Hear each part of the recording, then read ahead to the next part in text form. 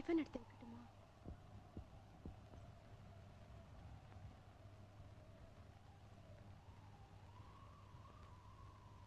Tiffin எடுத்து வைக்கட்டுமா? எனக்கு பசிக்கல. நீங்க தானே காரை நிறுத்துனீங்க.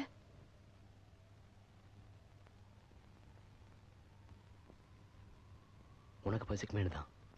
எனக்கும் பசிக்கல.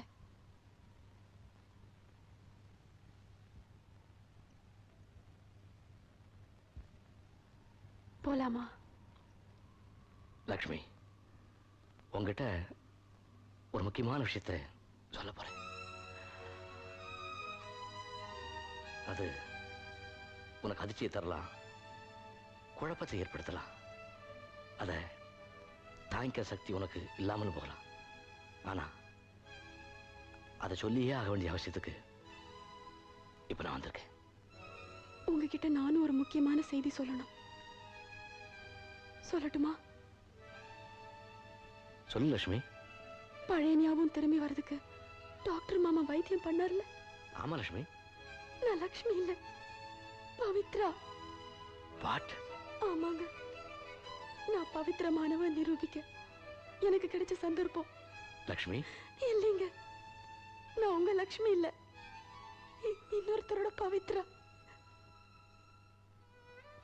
ஆமா, நான் இன்னொருத்தரோட மனைவி. எனக்கு நடந்த கல்யாணம், கைப்பிடிச்ச கணவர், வாழ்ந்த வீடு, அந்த கண்ணியமான மனிதரோட நான் நடத்தின குடும்பம் அத்தனையும் ஞாபகம் வந்துருச்சு.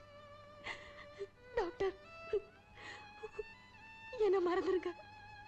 உங்களை கெஞ்சி கேட்டுக்கிறேன், என்னை என் கணவர்கிட்ட கொண்டு போய் சேர்த்துருங்க.